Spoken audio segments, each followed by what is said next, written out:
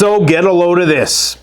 NATO apparently has been attacked. Its critical infrastructure has been attacked. And who are they blaming it on?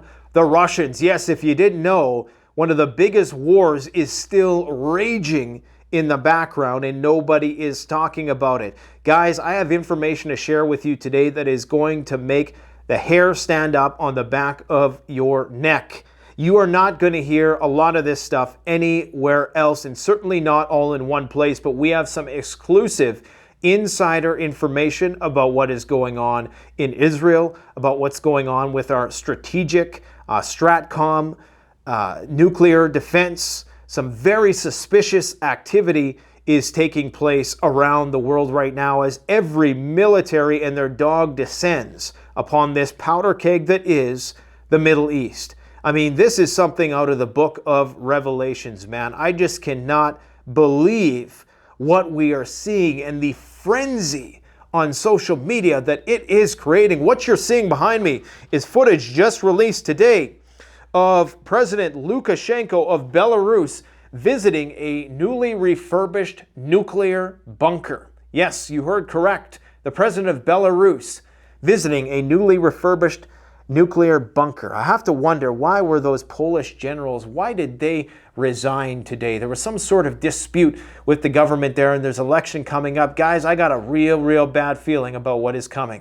Okay? This stuff that is going on in the Baltics right now with the attack on this pipeline here, get a load of this. Finland-Estonia gas pipeline may have been deliberately damaged by Russia. I've been warning people about this for days, for weeks, that they need an attack on NATO to further justify more intervention and more funding in Ukraine because they were losing support.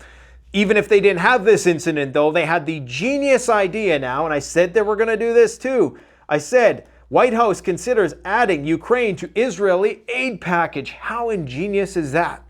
Because what they're going to do is they're going to bundle it all together.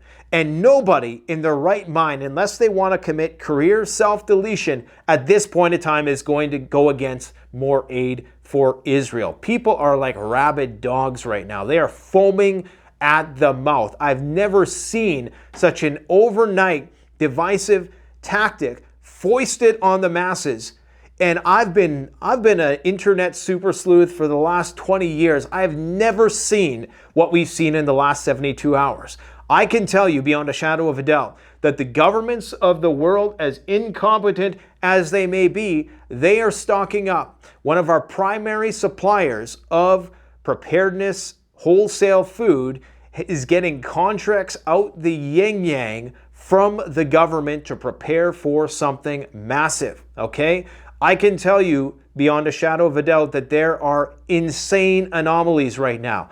I am more than convinced that we are somewhere between DEFCON 3 and DEFCON 2. No exaggeration whatsoever. Everything is mapping on perfectly to what you would see in the run-up to a massive clash of nuclear titans. Here is what we got to talk about. Take a look at this. This is the pipeline that connects Finland and Estonia. I'm going to be bouncing around the map, so if you are seizure prone or if you get motion sickness, I'm sorry. You're just going to have to listen to me in the background. I got 10 pages of material today. There is so much. I've never had a day for the last 2 years where there has been so much news that my head is just going to explode. You know, maybe that's why I got the cowboy hat on, just so I don't get this place too messy. But right now, before winter, isn't it surprising that the hybrid war is beginning? This is the Baltic connector. And the fact that it is now possibly destroyed, the price of natural gas has skyrocketed. Some people believe that this whole war is just a resource war to see who will dominate the energy future, and that liquefied natural gas from the United States is the primary motive, okay, in order to have this war at all. And if you remember Nord Stream, of course, they sort of kind of blame that on the Russians, but you know, they just kind of hope that people would look other way. But now they're saying Finland and Estonia gas pipeline may have been deliberately damaged by Russia. So get a load of this. And this is of critical importance because, number one, the Baltics have been heavily fortified by NATO as of recent. Even the Russians have reinstituted a new military district on that front. They are starting to reallocate military forces towards the Baltics in anticipation of some major escalation between NATO. So this is all significant. If the Baltics can't get cheap gas, that means their economy goes into the crapper. So it is likely that the damage of both the gas pipe and the communication cable is a result of external activity. They're not saying some anchor, accidentally drudged it over. No, they are saying that this same Russian ship that they claim confirmed to be in the vicinity of the Nord Stream explosion was also in and around the Baltic connector pipeline. Now, what does that mean, really? I mean, does it mean that it passed by it once? Who knows how they're trying to frame this?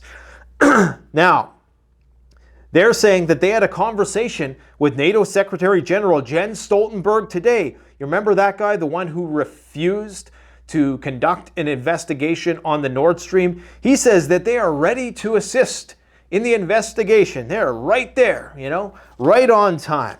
And what a surprise, man. I am not surprised at all. Guys, they need a reason to get us in this war. The attack on the adjacent country to NATO of Israel may not be sufficient. They need a full-scale hybrid war. Now, I'm not saying this wasn't the Russians. It very well could be. This could be what the Russians are doing now, waging this war on Europe while we look the other way and we silently back out the door. But I don't think so. I think that this is all just a delivery system for even more weapons and what we're going to see in Ukraine, because Germany today comes out with a $1.1 billion.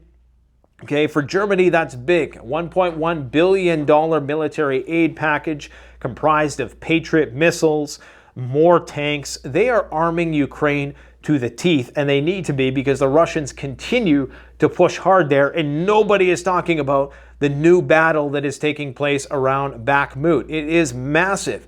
This may well be one of the death blows, at least on that particular front of the conflict for Ukraine. Now, where do I even begin? Yes, we haven't even begun yet, and it's 7 minutes into the video. I got to share some insider information with you. Now, I've been warning you guys about the asymmetrical nature of strategic warfare and nuclear warfare. And I recently got an email that piqued my interest to do with GPS jamming. And the idea is that they're testing GPS jamming capabilities. This is in the United States because GLONASS is the Russian equivalent of GPS, and it, in many respects, is what is going to assist in the precise targeting of strategic nuclear missiles. Okay, so if you haven't seen that video, you really have to go back to it because it's very detailed, and I don't want to go on a wicked tangent. I already got enough news to cover here today. But all you need to know is that the GPS jamming exercises that are done in the United States have been ramping up a lot. This means that the military is conducting a lot of testing. It's likely just another indication that we're at a higher state of DEFCON, okay? Now, here's one of the messages that I received. I work in the blank Center for Blank Courier Organization here in blank city. I just want to keep this person anonymous. Here are the latest jamming reports for GPS, and they provided me with about 5 PDF attachments. We get them from the FAA all the time. If our pilots report that their GPS is inoperable, we have to check their position, flight path against the jamming notices. We used to get 1 or 2 a month. Now we get multiple per month. Wrong. Multiple per day notices. Okay? So there is some sort of satellite hybrid warfare going on right now as we speak. Remember, this is what you would see in the run-up to nuclear Armageddon. Is this why Lukashenko is currently touring these nuclear bunkers? I don't know.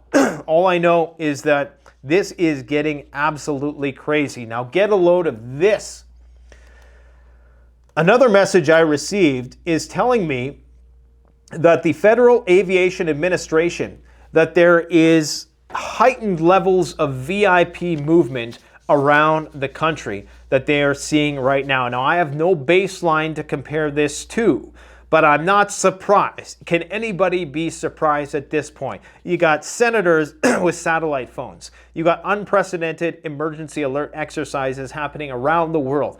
Unprecedented levels of military mobilization happening today, okay? If you haven't seen my video, Signs that Nuclear War is About to Start, you need to go and check that out, because a lot of the boxes are getting checked right now.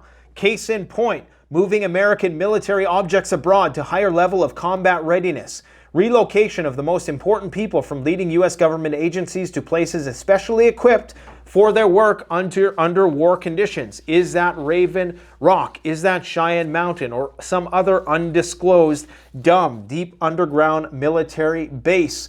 Evacuation of people close to the highest political leadership of the United States. The Ryan Report was something that the Russians created back during the Cold War. It was this compendium of about 100 different data points that they would look for if they were trying to detect whether or not the United States was about to do a first nuclear strike. These are just but a few of the things that we would see. And as you have every military on the planet descending right now on the Middle East with all of their military firepower, and you got Ben Shapiro arguing with Andrew Tate, two guys that only a few weeks ago were a little bit dissonant, but mostly in agreement.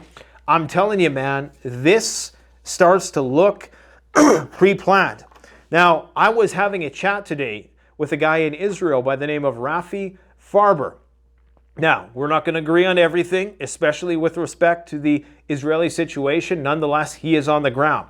He happens to be an expert in Judeo-Christian studies, but also like a kind of a theologian / practitioner of the Torah and Judaic faith, but he's also an expert on global finance, okay? We were originally supposed to have that meeting, and it was supposed to be based around, because we booked this last week, and it was supposed to be do with what's happening with the economy. Of course, everything changed, and his agenda got slightly derailed, to say the least. He's near the Golan Heights, and as we were speaking, we have sirens going off in the background, and just today we hear that there was fire exchange between Syria and Israel, okay? Now, he was telling me all about end times prophecy as it pertains to Judaic faith, and I guess I'm gonna spill the beans a little bit here. He claims that we got about 4 to 5 months before this prophecy is fulfilled. Now, I don't put a whole lot of stock in religious prophecy. I'm an empiricist, okay?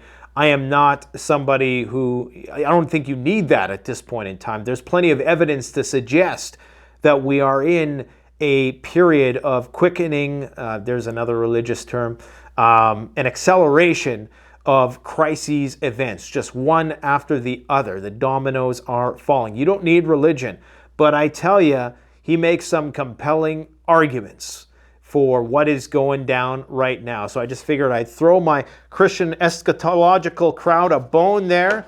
Do with it what you will, and let's keep talking about what is going on. Now, geez, my voice is losing. My voice is getting lost here. Finland, sabotage. We already talked about that. We talked about the Belarusian nuclear bunkers being surveyed. We talked about mortar fire from Syria into Israel. We have a Russian Ilyushin plane off the coast of Israel right now. And guess what else is nearing the coastline of Israel in the eastern part of the Mediterranean? Well, that is that strike carrier group, the Gerald Ford, the largest aircraft carrier in the U.S. military or the Navy arsenal. It is on its way, and now they're even thinking about sending a second one. Now, part of my conversation with Rafi was about what this was all about. And he believes, as do I, that somebody knew something about something before something happened, okay? And that this was this coordinated, sudden response. You know, it seems too good to be true from a military-industrial complex point of view, that they would be instantly seizing upon this opportunity to really kickstart another full-scale war. We may see a clash between Russia and NATO in the Mediterranean first, and then possibly in the Black Sea second. Right now, there appears to be this rift growing between Turkey and NATO. Erdogan is in a very tough spot. This is a predominantly Muslim nation. And Erdogan today came out condemning the Israelis. Did I just close? No, this is the one right here. Condemning the Israelis for their indiscriminate bombardment and complete disregard for international law. Okay, every possible war crime, whether it was the use of illegal weaponry, the severance of critical infrastructure to a population, the targeting of civilians, all of these things apparently are being broken right now. And this is according to the UN. Okay, they just brought this up today, and they've accused Israel of committing war crimes already. This is the UN. This is not me saying this. So moderators out there, I am just the purveyor of information. Turkey may well switch sides. We may see those nuclear weapons pulled out of Turkey if they're not already out of there already. We have Greece putting its navy on standby, sending its navy out to sea. Okay, getting ready for what may well be World War III. Remember, one of the things that you would see before nuclear war is everybody sending their military forces far and wide, separating it. We've covered thousands of data points in the last year and a half in the run-up to this culmination of events that shows you that the militaries of Europe, NATO, and now increasingly more so the East are preparing for a massive clash. Saudi Arabia is ending normalization talks with Israel. They too have no choice, because right now there is an uprising happening in the Muslim world, and this is going to create chaos.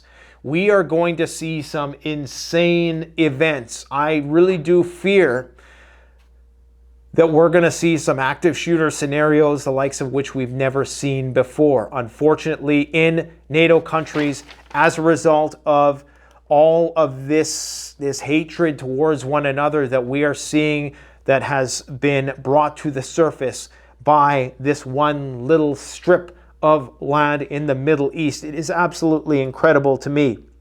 But you're seeing the consolidation of the Muslim world around what's happening there in the Gaza Strip. You're seeing massive protests on a scale never before seen in Jordan, which is supposed to be a very pro-Western country. Okay, a lot of people think the King Abdullah, or whatever the hell his name is there, just panders to the Western elites. But the pictures coming out of there are nothing short of astonishing. Okay, you're talking about hundreds of thousands of people, possibly, maybe not that many, but definitely in the tens of thousands, because it's not the most populous country, rallying around this. So you have every single Muslim country becoming activated right now. And Erdogan and the Saudi prince, they know what will happen if they don't distance themselves from this and call this out. This could be the flashpoint. And Rafi says we only got 4 to 5 months left, and he says that everything maps onto that, whether you look at it just from the perspective of the global financial system and the reverse repos basically running out in the next 4 to 5 months, and the market melt up and hyperinflation that's about to ensue when the Fed is forced to basically drop its pants and drop interest rates, and that the whole thing is just going to crash at the same time. I tell you, man, what a time to be alive. You have Hamas calling for worldwide mobilization this Friday in support of Gaza. Hamas has called for those in Arab and Islamic world to show their support come after thousands of Palestinian supporters descended on the Israeli embassy. I want to say explicitly, anybody who harms innocent children, anybody who murders innocent children should suffer an excruciatingly painful death, okay? And I'm not calling for violence or anything like that. I'm just saying in response to some of the tragedies that have unfolded in Israel and even on the side of Gaza, who is now being bombarded heavily. There's way more casualties than are being reported there. Many of those people are under the age of 18. We're talking about children here. If there's anything that makes me mad, it's when I see innocent children killed in war. And I just hope that justice is exacted, but retribution and disproportionate amounts of revenge that only are going to beget more violence, that is not the way to solve the world's problems. That's all I'm going to say on the preacher front today, okay? We have Emmanuel Macron claiming that Iran is complicit. Emmanuel Macron said Tuesday it's likely that Iran helped Hamas in carrying out its deadly terrorist attack on Israel. The Western allies have yet to provide definitive proof. And I think the reason why they're not calling it out yet, they know that the Iranian military is already on a heightened state of combat readiness. They always have to be with respect to what's going on in the Persian Gulf and the buildup of U.S. military forces there. If you want to know what's going on there, you just look at the various naval carrier strike groups in position. We have the Baton and the Pat Forsois in and around the Persian Gulf, and now we have the Gerald R. Ford pretty much at its destination in the Mediterranean. So we know they're on a heightened state of alert. I think they're trying to play pretend. They don't want to escalate this thing before they have all the playing pieces in place. Remember, the United States military has many, many troops throughout the Middle East. Not many as far as the numbers that we're hearing coming out of Russia by any stretch of the means, but they do have a lot of bases. They have dozens of bases. They have tens of thousands of troops from Kuwait to Bahrain to Qatar, Oman, Saudi Arabia, Jordan, Syria, Turkey. They have bases abound in all of these places, and many of these bases are in countries that they may just have to abandon, just like they did Afghanistan. Turkey and Saudi Arabia being a couple of those countries. Countries which I should add are not wanting to trade in US dollars anymore. No matter how you slice it, we are at a crossroads. This is the beginning of something new. I told people yesterday that I have contacts within the preparedness industry who cater to the Department of Defense, who manufacture MREs. They manufacture freeze-dried food, they prepare freeze-dried food, MREs for the government, and the contracts that they are seeing dwarf anything that they've seen before. And in addition to that, just one of these orders is more than the entirety of their budget for the year, or the orders that they've received thus far this year. That is the scale of preparation that is currently underway, and that's just what they're getting from one company, okay? Now, I'm not going to advise people to go and prepare, because that's what we've been saying every single frickin' day. I've got 10 videos ado with preparedness related topics that I just haven't released, because there's simply, this is too important.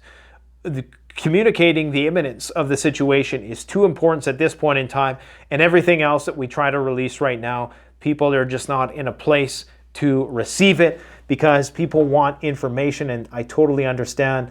But don't think that we are just, just talking. We're walking the walk as well. Netanyahu, according to the New York Times, says that he would go it alone on a strike against Iran. Well, there is no Israel going alone on anything, just like there is no Ukraine going alone on anything. When you have your military by and large funded by the United States through whatever sort of arrangement they have there. You have US technology. You probably got the nukes from the United States. I mean, where else? Did Israel do nuclear testing? Did I miss something?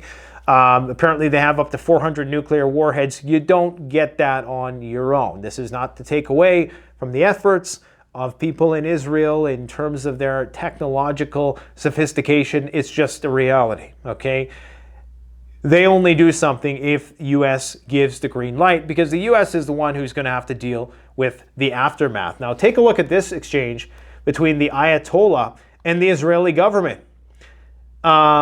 Israeli government says it's easy to be brave when you're hiding behind a keyboard. So practically trolling the Ayatollah. You and your Hamas friends will regret your barbaric actions very soon. So that's a direct threat against the Iranian Ayatollah, the supreme leader of Iran. And here's what he has to say. Heads of the Zionist regime and their backers should know that the massacre and mass murder of the people of Gaza will cause a larger calamity to come upon them. 2.3 million views, probably at around 5 million at this point in time. My friends, if you need any more confirmation that the shit is hitting the fan around the world, then you're going to be one of those people that, you know, is told to leave and doesn't leave until the last minute, and you get stuck holding the bag. Only in this instance, it's going to be you meeting your demise. Now, what else do we need to talk about? Nuclear sniffer plane off the Indian coast. Greece is mobilizing their navy. Hamas mobilizing on Friday, October 14th. We talked about that. We talked about the GPS jamming as well. I think I talked a little bit about VIPs being scuttled around. So there is a massive uptick in VIP transfers. When there's a VIP that's on a plane, apparently, the Federal Aviation Administration releases a memo that suggests or that basically tells airports to expect VIP movement on such and such a date, and that pilots can expect temporary airspace restrictions in conjunction with that movement. So this is just another indication, and that there's way more of these than are normal. Again, I have no baseline or awareness or knowledge of these kind of things to compare this to. This is information I am receiving. Take it with a grain of salt, but it maps on perfectly well with what we are seeing here, okay? Netanyahu has formed an emergency government. The Israeli Broadcasting Authority reported Tuesday, October 10, 2023, that the heads of the government coalition in Tel Aviv unanimously supported the formation of an emergency government and authorized Netanyahu to work on its formation in conjunction with the war waged by the occupation against the Palestinian resistance. Never say that Netanyahu had nothing to gain from somebody looking the other way, which is a nice segue into the next point. Egyptian intelligence official says Israel ignored repeated warnings of something big. Something big this way cometh, and Israel just apparently looked the other way. Now, of course, Israel has denied this, and they're not really on good terms with Egypt as well, because they are threatening, not only threatening, but they are targeting the points of egress, the only places that these Palestinians can essentially leave the area. They are targeting it. You have people calling for ethnic cleansing, people calling for genocide of the area. I'm not saying that's what the Israeli government is doing, but they are most definitely, you know, if they ever wanted to create some doubt about that, well, they're doing the complete opposite, okay? Everything they're doing and saying is someday going to be referenced in the history books, I think. Again, you will not get salvation through retribution. You will only get salvation through justice. And if we just continue this cycle, and what they're about to do in Gaza, if they are successful, is going to trigger a worldwide Muslim rebellion. I'm not a Muslim. I'm not a religious person. I'm an agnostic. I'm giving you it how I see it, as objective as I can. And they're even threatening to target convoys of aid coming not only from Egypt, but they're threatening to target convoys of aid coming from Jordan. So you have a population of 2 million people The average age is 18. They have no food, no water, no electricity, and nowhere to go. And now they are trying to target the places of egress, and they're even targeting the aid that is coming in there. Now, people are going to say, well, humanitarian corridors are historically utilized in order to funnel weapons in. And while that is the case, you know, what are you going to do? Are you going to just massacre 2 million people? So, guys, this is going to elicit so much division, and you are going to see, and this is why everybody has to be very, very safe in public places right now. Because I think something really, really nasty this way cometh. If not World War III, we are going to see civil unrest on a scale that we've never seen. Never mind low intensity conflict. It's going to be moderate intensity. There's going to be things flaring up. It's going to be another jihad, another intifada, whatever you want to call it. It's not going to be good, okay? And it's very, very hard to just sit idly by and not say something, because what the Israelis are about to do is going to trigger a response that is not going to be well received. As horrific and absolutely appalling as the events were that unfolded there, we could not allow this to suck us into a global conflict. I said I was not going to preach, and here I go preaching again. Netanyahu and friends claim that there will be no rules and that they will essentially violate any Geneva Convention that they want. The UN has already claimed that Israel's sieges on Gaza are prohibited under humanitarian law. So, I mean, the shit's gonna hit the fan, man. It's hitting the fan for people who are there. That is for sure. King Abdullah II of Jordan, in coordination with the Egyptian government, has reportedly ordered the delivery of humanitarian aid to Gaza through the Rafah border crossing. However, the IDF is continuing to state that any supply trucks that attempt to enter the Gaza Strip through Egypt will be destroyed. I've never seen people so fired up on social media doing battle over this issue. It is something to see, especially people like Mr. Ben Shapiro and Andrew Tate, who are just not buddies, but they were adjacent a few weeks ago. Now, forget it. They're at each other's throats because, of course, the Tates are Muslims. And if you really want to get the people fighting, it's one thing. Nationalism will do it to a degree, but nothing can get people riled up and as blood drunk as religion. Okay? There is going to be a bloodletting around the world, regardless of whether it goes nuclear. Brett Weinstein said it best. All right? So we potentially have a second aircraft carrier en route to the Middle East.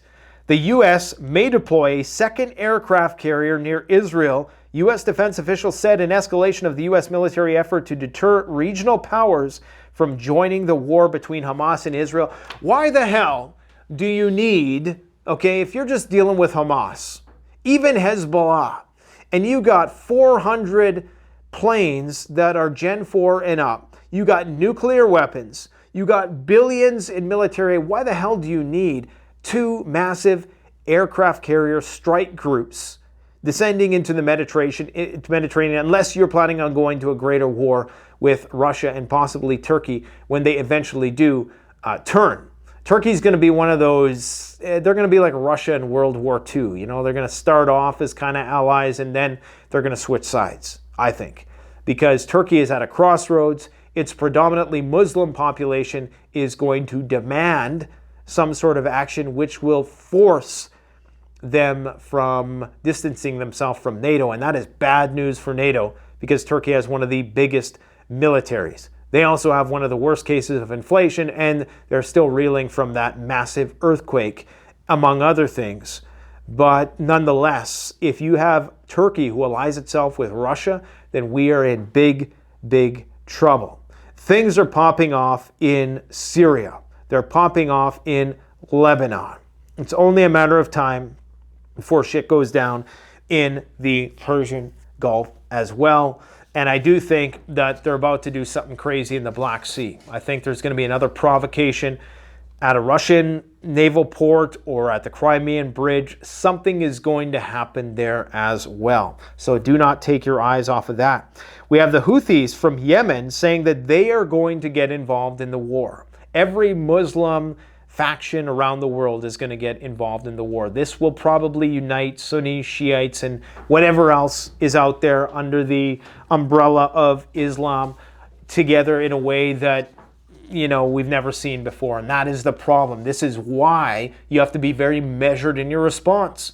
Because just like Vietnam, every time you took out one of those villagers, those innocent bystanders, 10 of their relatives got really, really pissed off. It's like pulling weeds, okay? If you don't pull it properly, right, it's going to just spread and you're going to get 10 times as many weeds. The leader of the Yemen Shiite Iran-backed Houthi movement, Abdul Malik al-Houthi, well, not too bad on that one, warned today that if the United States intervenes directly in the Gaza war, his organization will respond with missiles, drones, and other military options. So you're going to see a massive proxy war against Israel pretty damn soon, because it looks like that offensive into the Gaza Strip is going to happen very, very quickly. And it is going to divide us in a way that I don't think we've seen in some time.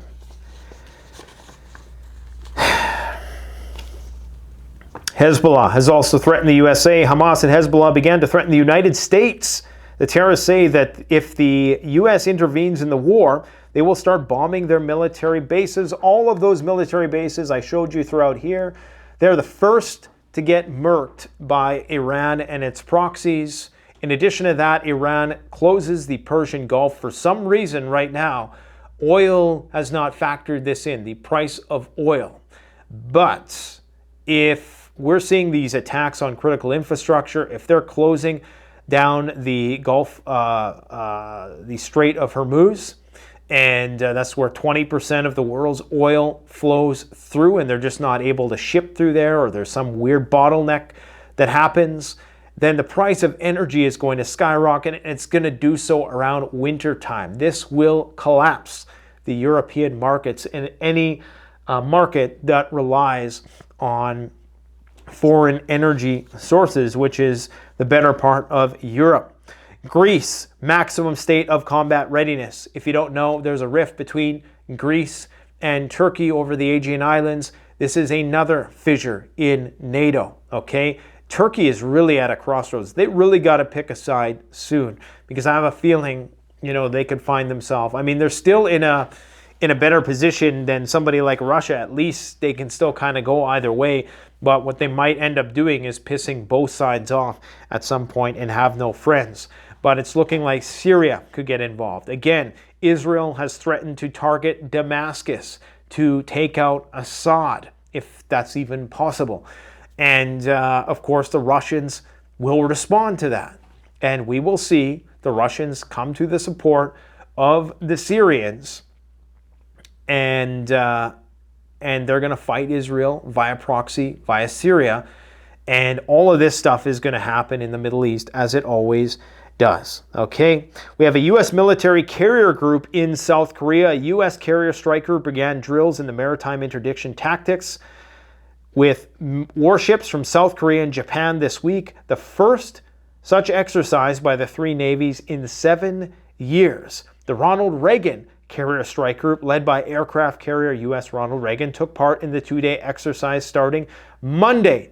Now, it's important to note that the North Koreans have suspended a military pact. The North Koreans, who support Palestine, they support Syria, they're sending weapons to the Russians, and of course, North Korea is largely covertly funded by the Chinese. You see where this is going? This is World War III, okay? South Korea on alert for possible North Korea action after Israel-Hamas conflict. And the South Korea's defense minister said he will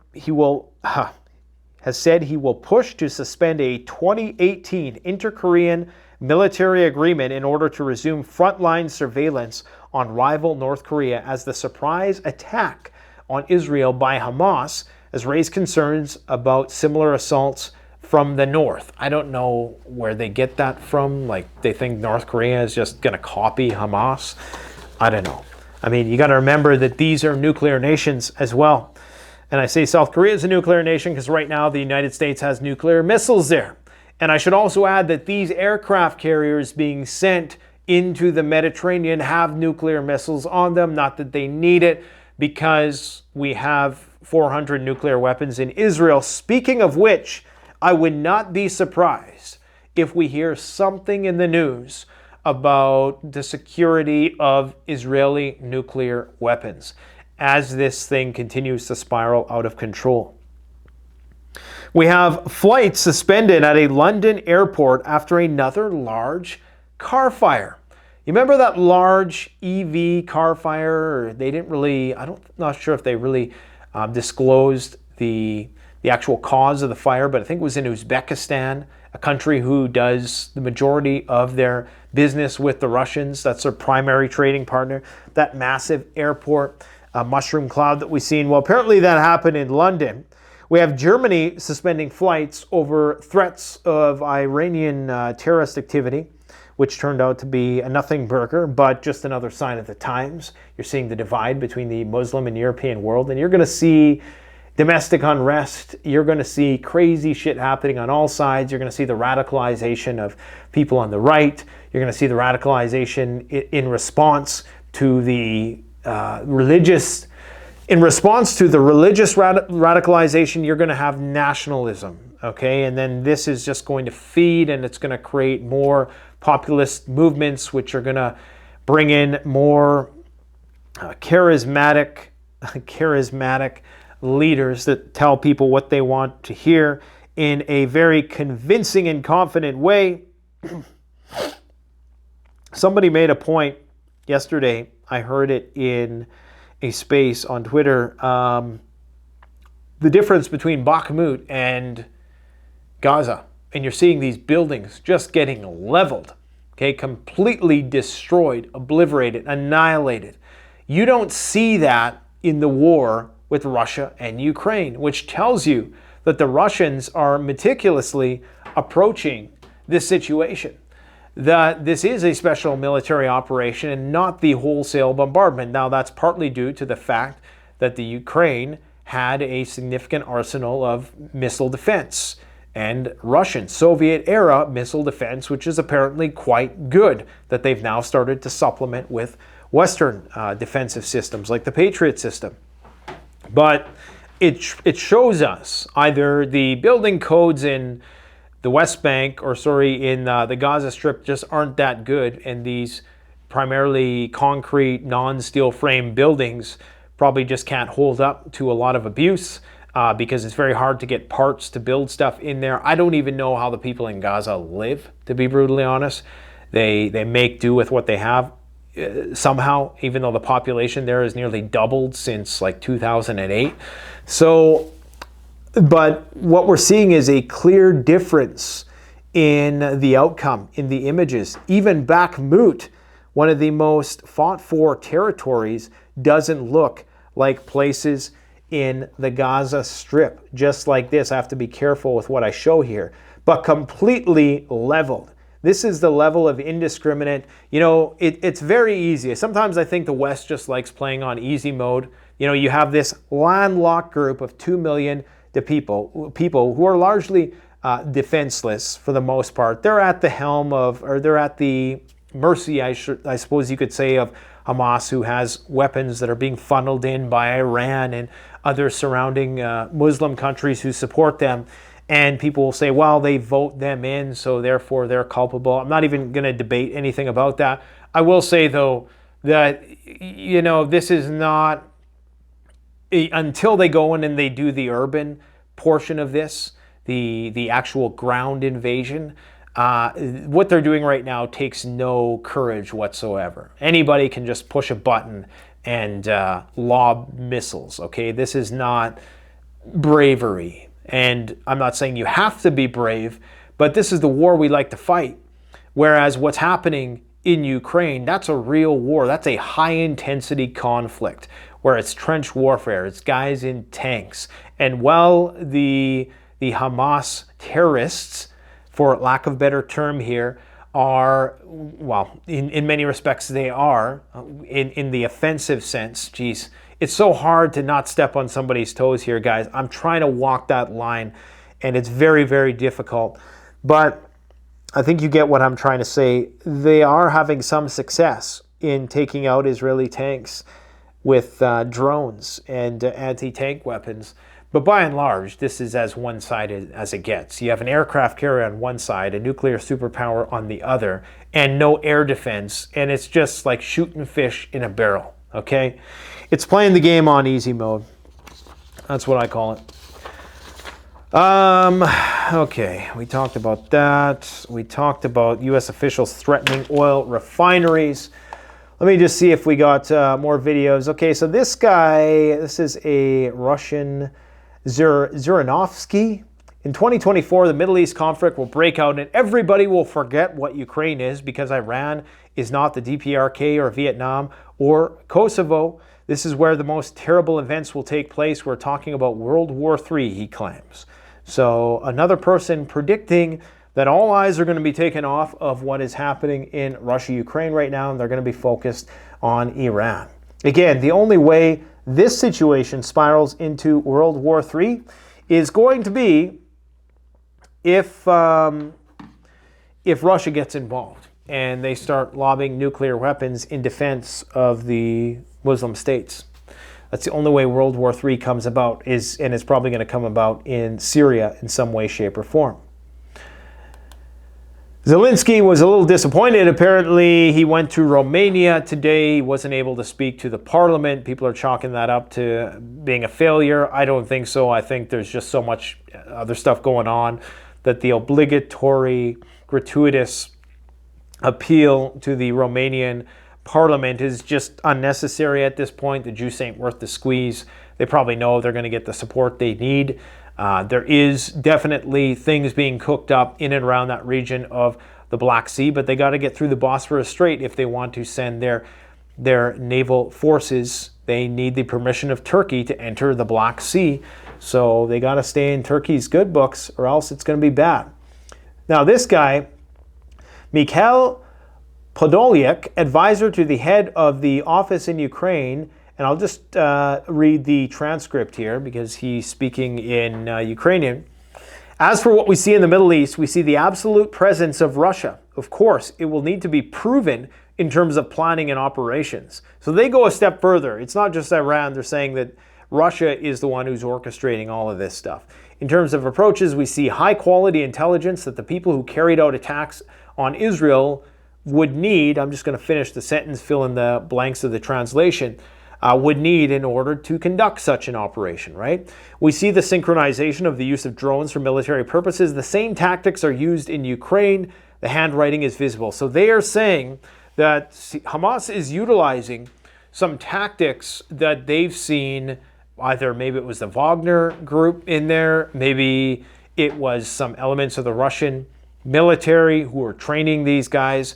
But what they're saying is the same tactics are being deployed. And you can even see that in the footage of grenades and whatever type of bomb they're using to drop from drones onto Merkava tanks. We're already seeing the same footage. It's becoming harder and harder to tell if you're looking at footage in Ukraine versus Israel, besides the desert part. This is just a series of ambulances from Egypt heading towards Gaza. Egypt now being burdened with having to bring in 2 million refugees, and everybody is saying, well, why doesn't Egypt just take the 2 million refugees at the drop of a hat? Egypt, a population which is exploding, totally dependent on, mostly dependent, I should say, on foreign sources of food to supplement. They don't produce enough food to feed themselves. They are a net importer of food. They have this booming population, which may benefit them in the future, but for now, especially when you have the Nile River that's not really doing so well, and you got disputes over that with some other African countries, and Egypt may turn on Israel, because if one of these convoys gets hit by an Israeli missile, people aren't going to take too kindly to that. And all of these nations, the problem is is that whether or not the ruling elites within these nations are going to fall in lockstep with NATO's plan. I'm talking about Jordan, I'm talking about Egypt and other countries, Saudi Arabia. Even if they are wanting to do that and willing to do that because that makes more financial sense for them to do so, their population of predominantly Muslim people is going to demand that they do something. And this is going to push us towards conflict. This is why when you fight fire with fire, fighting fire with fire is okay, I suppose, but fighting fire with 10 times the amount of fire is only going to create a much bigger blowback in the end.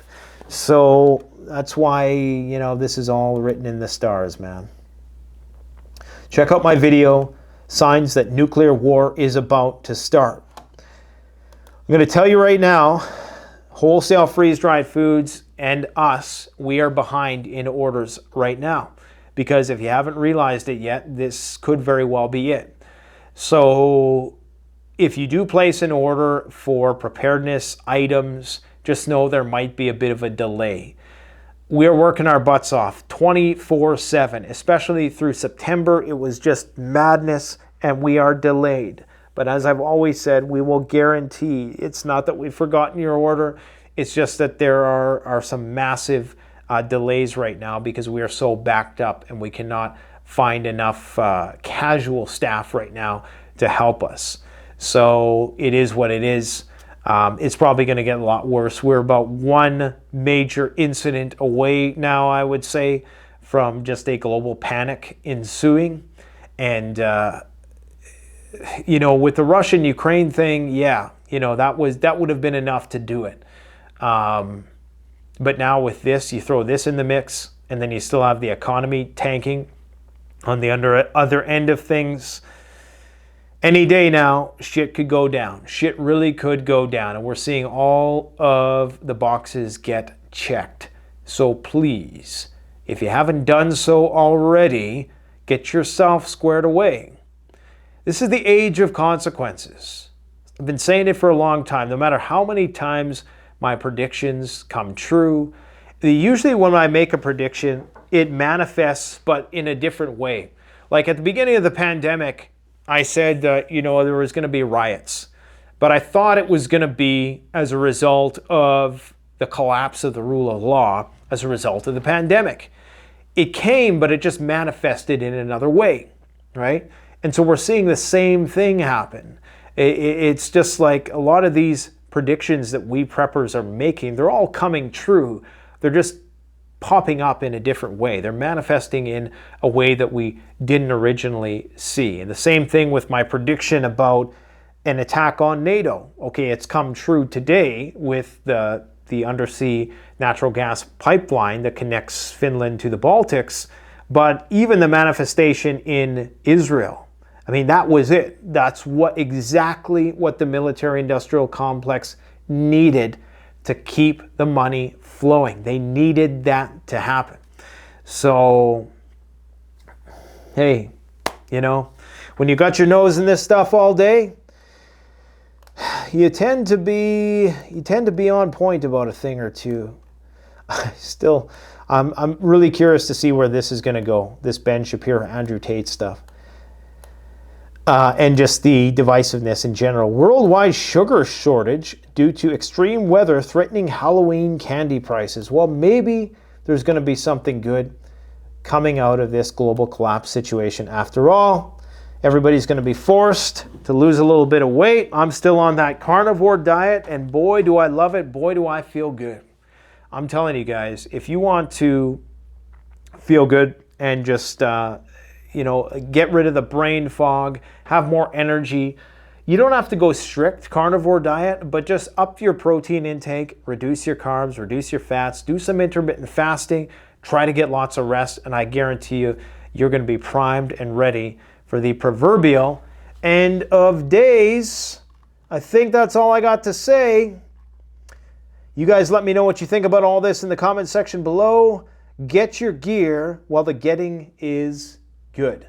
because we're just a few days away from what may well be a nationwide global Muslim uprising, and what that looks like, it could get ugly. Make sure you have gas masks. Make sure you have a means of self-defense. Means of self-defense. Right now, do it. Do it while you can. Even if it's going to take 2 months to get your license in the mail, do it now. Okay? Good plan today, better than the perfect plan tomorrow. Thank you very much. I'll see you on the flip side.